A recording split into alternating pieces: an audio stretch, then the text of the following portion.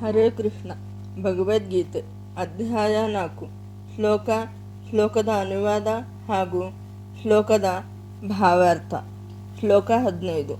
ಏವಂ ಜ್ಞಾತ್ವಾ ಕೃತಂ ಕರ್ಮ ಪೂರ್ವೈರಪಿ ಮುಮುಕ್ಷುಭಿಃ ಕುರು ಕರ್ಮೈವ ತಸ್ಮಾತ್ವಂ ಪೂರ್ವತರಂ ಕೃತಂ. ಅನುವಾದ. ಪ್ರಾಚೀನ ಕಾಲದಲ್ಲಿ ಎಲ್ಲ ಮುಕ್ತಾತ್ಮರು ನನ್ನ ದಿವ್ಯ ಸ್ವಭಾವವನ್ನು ಹೀಗೆ ಅರ್ಥ ಮಾಡಿಕೊಂಡು ಕರ್ಮವನ್ನು ಮಾಡಿದರು.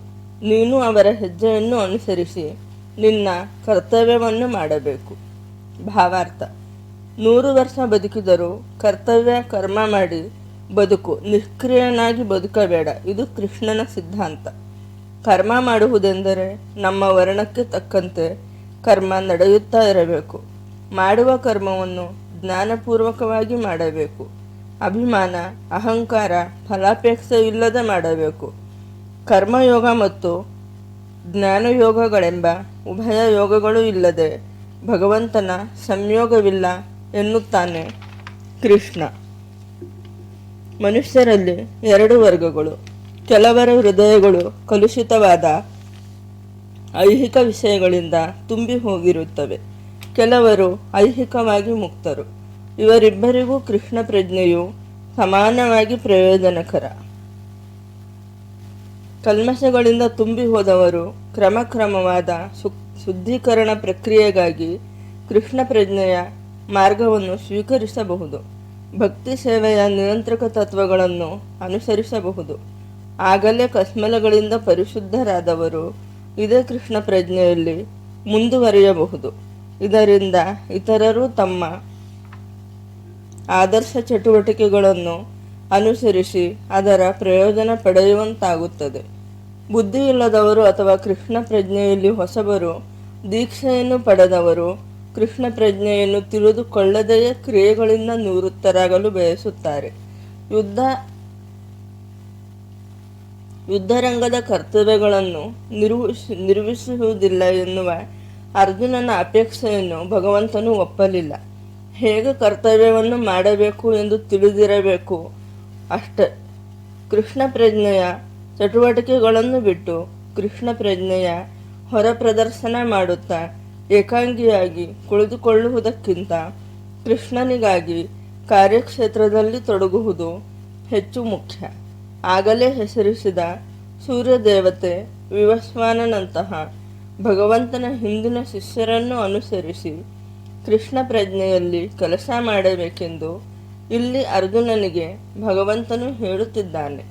ತನ್ನ ಹಿಂದಿನ ಕಾರ್ಯಗಳು, ಭೂತಕಾಲದಲ್ಲಿ ಕೃಷ್ಣ ಪ್ರಜ್ಞೆಯಲ್ಲಿ ಕೆಲಸ ಮಾಡಿದವರ ಕಾರ್ಯಗಳು ಭಗವಂತನಿಗೆ ತಿಳಿದಿವೆ. ಆದುದರಿಂದಲೇ ಆತನು ಕೋಟ್ಯಾಂತರ ವರ್ಷಗಳ ಹಿಂದೆ ತನ್ನಿಂದ ಈ ಕಲೆಯನ್ನು ಕಲಿತ ಸೂರ್ಯದೇವನ ಕಾರ್ಯಗಳನ್ನು ಆದರ್ಶವಾಗಿ ಹೇಳುತ್ತಾನೆ. ಕೃಷ್ಣನ ಇಂತಹ ಹಿಂದಿನ ಶಿಷ್ಯರನ್ನೆಲ್ಲ ಕೃಷ್ಣನು ನೇಮಿಸಿದ ಕರ್ತವ್ಯಗಳಲ್ಲಿ ನಿರತರಾಗಿದ್ದ ಗತಕಾಲದ ಮುಕ್ತಾತ್ಮರು ಎಂದು ಇಲ್ಲಿ ಹೆಸರಿಸಲಾಗಿದೆ. ಶ್ಲೋಕ 16. ಕಿಂ ಕರ್ಮ ಕಿಮ ಕರ್ಮೇತಿ ಕವಯೋಪ್ಯತ್ರ ಮೋಹಿತಾಃ ತತ್ತೇ ಕರ್ಮ ಪ್ರವಕ್ಷ್ಯಾಮಿ ಯಜ್ಞಾತ್ವ ಮೋಕ್ಷಸ್ಯ ಶುಭಾತ್. ಅನುವಾದ. ಕರ್ಮವು ಯಾವುದು, ಅಕರ್ಮವು ಯಾವುದು ಎಂಬುದನ್ನು ತೀರ್ಮಾನಿಸುವುದರಲ್ಲಿ ಬುದ್ಧಿವಂತರಿಗೂ ದಿಗ್ಭ್ರಮೆಯಾಗುತ್ತದೆ. ಕರ್ಮವೆಂದರೇನು ಎಂಬುದನ್ನು ಈಗ ನಿನಗೆ ವಿವರಿಸಿ ಹೇಳುತ್ತೇನೆ. ಅದನ್ನು ತಿಳಿದು ನೀನು ಎಲ್ಲ ಅಶುಭದಿಂದ ಬಿಡುಗಡೆ ಹೊಂದುವೆ. ಭಾವಾರ್ಥ. ಕೃಷ್ಣ ಪ್ರಜ್ಞೆಯಲ್ಲಿ ಕರ್ಮವನ್ನು ಹಿಂದಿನ ನಿಜವಾದ ಭಕ್ತರ ಮೇಲ್ಪಂಕ್ತಿಯಂತೆ ಮಾಡಬೇಕು. ಇದನ್ನು 15ನೆಯ ಶ್ಲೋಕದಲ್ಲಿ ಹೇಳಿದೆ. ಇಂತಹ ಕರ್ಮವು ಏಕೆ ಸ್ವತಂತ್ರವಾಗಿರಬಾರದು ಎನ್ನುವುದನ್ನು ಮುಂದಿನ ಶ್ಲೋಕದಲ್ಲಿ ಹೇಳಿದೆ. ಕೃಷ್ಣ ಪ್ರಜ್ಞೆಯಲ್ಲಿ ಕಾರ್ಯ ಮಾಡಲು ಈ ಅಧ್ಯಾಯದ ಪ್ರಾರಂಭದಲ್ಲಿ ವಿವರಿಸಿದಂತೆ ಗುರು ಶಿಷ್ಯ ಪರಂಪರೆಯಲ್ಲಿರುವ ಅಧಿಕೃತ ವ್ಯಕ್ತಿಗಳ ನೇತೃತ್ವವನ್ನು ಅನುಸರಿಸಬೇಕು. ಕೃಷ್ಣ ಪ್ರಜ್ಞೆಯ ಪದ್ಧತಿಯನ್ನು ಮೊದಲು ತಿಳಿಸಿಕೊಟ್ಟಿದ್ದು ಸೂರ್ಯದೇವನಿಗೆ. ಸೂರ್ಯದೇವನು ತನ್ನ ಮಗನಾದ ಮನುವಿಗೆ ಇದನ್ನು ವಿವರಿಸಿದನು. ಮನುವು ತನ್ನ ಮಗನಾದ ಇಕ್ಷ್ವಾಕುವಿಗೆ ವಿವರಿಸಿದನು. ಆ ಪ್ರಾಚೀನ ಕಾಲದಿಂದ ಈ ಪದ್ಧತಿಯು ಭೂಮಿಯ ಮೇಲೆ ನಡೆದುಕೊಂಡು ಬಂದಿದೆ. ಆದುದರಿಂದ ನಾವು ಗುರು ಶಿಷ್ಯ ಪರಂಪರೆಯಲ್ಲಿನ ಹಿಂದಿನ ಅಧಿಕೃತ ಜನರ ಹೆಜ್ಜೆಯಲ್ಲಿ ನಡೆಯಬೇಕು. ಇಲ್ಲವಾದರೆ ಅತ್ಯಂತ ಬುದ್ಧಿವಂತರಾದವರಿಗೂ ಕೃಷ್ಣ ಪ್ರಜ್ಞೆಯಲ್ಲಿನ ಕಾರ್ಯಪ್ರಮಾಣಗಳ ವಿಷಯದಲ್ಲಿ ದಿಗ್ಭ್ರಮೆಯಾಗುತ್ತದೆ. ಈ ಕಾರಣಕ್ಕಾಗಿ ಭಗವಂತನು ಅರ್ಜುನನಿಗೆ ನೇರವಾಗಿ ಕೃಷ್ಣ ಪ್ರಜ್ಞೆಯನ್ನು ಉಪದೇಶಿಸಲು ನಿರ್ಧರಿಸಿದನು. ಭಗವಂತನು ಅರ್ಜುನನಿಗೆ ನೇರವಾಗಿ ಉಪದೇಶ ಮಾಡಿದುದರಿಂದ ಯಾರು ಅರ್ಜುನನ ಹೆಜ್ಜೆಗಳಲ್ಲಿ ನಡೆಯುತ್ತಾರೋ ಅವರಿಗೆ ಖಂಡಿತ ದಿಗ್ಭ್ರಮೆಯಾಗುವುದಿಲ್ಲ.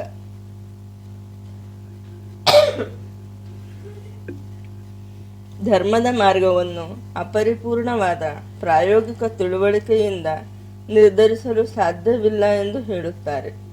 ವಾಸ್ತವವಾಗಿ ಧರ್ಮದ ತತ್ವಗಳನ್ನು ಭಗವಂತನು ಮಾತ್ರವೇ ವಿಧಿಸಬಲ್ಲ. ಧರ್ಮಂತು ಸಾಕ್ಷಾತ್ ಭಗವತ್ ಪ್ರಣೀತಂ. ಅಪರಿಪೂರ್ಣವಾದ ಊಹೆಗಳಿಂದ ಧಾರ್ಮಿಕ ತತ್ವವನ್ನು ಯಾರೂ ಸೃಷ್ಟಿಸಲಾರರು. ಬ್ರಹ್ಮ, ಶಿವ, ನಾರದ, ಮನು, ಕುಮಾರರು, ಕಪಿಲ, ಪ್ರಹ್ಲಾದ, ಭೀಷ್ಮ, ಶುಕಮುನಿಗಳು, ಯಮರಾಜ, ಜನಕ ಮತ್ತು ಬಲಿ ಮಹಾರಾಜ ಇಂತಹ ಶ್ರೇಷ್ಠ ಅಧಿಕಾರಿಗಳ ಹೆಜ್ಜೆಯನ್ನು ಅನುಸರಿಸಬೇಕು. ಊಹಾತ್ಮಕ ಚಿಂತನೆಯಿಂದ ಧರ್ಮವೆಂದರೇನು ಅಥವಾ ಆತ್ಮ ಸಾಕ್ಷಾತ್ಕಾರ ಎಂದರೇನು ಎಂದು ತಿಳಿಯಲು ಸಾಧ್ಯವಿಲ್ಲ. ಆದುದರಿಂದ ತನ್ನ ಭಕ್ತರ ಬಗ್ಗೆ ಇರುವ ನಿಷ್ಕಾರಣ ಕಾರುಣ್ಯದಿಂದ ಭಗವಂತನು ಕರ್ಮ ಯಾವುದು ಮತ್ತು ಅಕರ್ಮ ಯಾವುದು ಎಂದು ಅರ್ಜುನನಿಗೆ ನೇರವಾಗಿ ವಿವರಿಸುತ್ತಾನೆ. ಕೃಷ್ಣ ಪ್ರಜ್ಞೆಯಲ್ಲಿ ಮಾಡಿದ ಕರ್ಮ ಮಾತ್ರವೇ ಮನುಷ್ಯನನ್ನು ಐಹಿಕ ಅಸ್ತಿತ್ವದ ಗೋಜಿನಿಂದ ಬಿಡುಗಡೆ ಮಾಡಬಲ್ಲದು. ಶ್ಲೋಕ 17. ಕರ್ಮಣೋ ಹ್ಯಪಿ ಬೋದ್ಧವ್ಯಂ ಬೋದ್ಧವ್ಯಂ ಚ ವಿಕರ್ಮಣಃ ಅಕರ್ಮಣಶ್ಚ ಬೋದ್ಧವ್ಯಂ ಗಹನ ಕರ್ಮಣೋ ಗತಿ. ಅನುವಾದ: ಕರ್ಮದ ಜಟಿಲತೆಗಳನ್ನು ಅರ್ಥ ಮಾಡಿಕೊಳ್ಳುವುದು ಬಹಳ ಕಷ್ಟ. ಆದುದರಿಂದ ಮನುಷ್ಯನು ಕರ್ಮವು ಯಾವುದು, ವಿಕರ್ಮವು ಯಾವುದು, ಅಕರ್ಮವು ಯಾವುದು ಎನ್ನುವುದನ್ನು ಸರಿಯಾಗಿ ತಿಳಿದುಕೊಳ್ಳಬೇಕು. ಭಾವಾರ್ಥ: ಕರ್ಮದ ಬಗ್ಗೆ ತಿಳಿಯುವುದು ಅಷ್ಟು ಸುಲಭವಲ್ಲ, ಆದರೆ ಇದನ್ನು ತಿಳಿಯಲೇಬೇಕು. ಕರ್ಮದ ನಡೆ ಅತ್ಯಂತ ರಹಸ್ಯವಾದದ್ದು.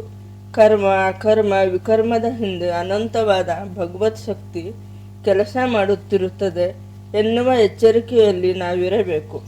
ಈ ಜ್ಞಾನವಿಲ್ಲದೆ ಕರ್ಮದ ಮರ್ಮವನ್ನು ತಿಳಿಯಲು ಸಾಧ್ಯವಿಲ್ಲ.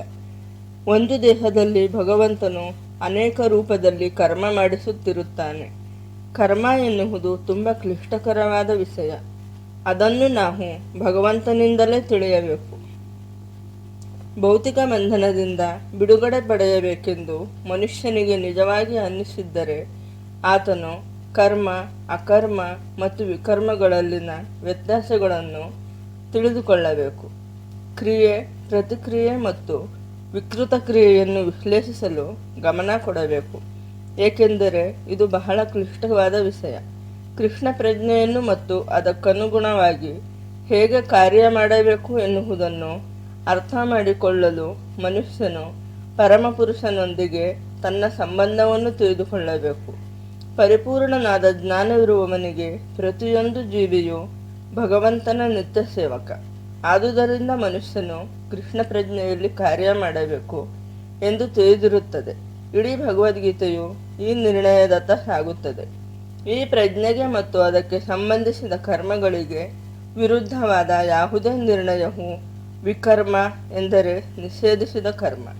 ಇದನ್ನೆಲ್ಲ ಅರ್ಥ ಮಾಡಿಕೊಳ್ಳಲು ಮನುಷ್ಯನು ಕೃಷ್ಣ ಪ್ರಜ್ಞೆಯಲ್ಲಿ ಅಧಿಕೃತರ ಸಹವಾಸ ಮಾಡಬೇಕು ಮತ್ತು ಅವರಿಂದ ರಹಸ್ಯವನ್ನು ತಿಳಿದುಕೊಳ್ಳಬೇಕು.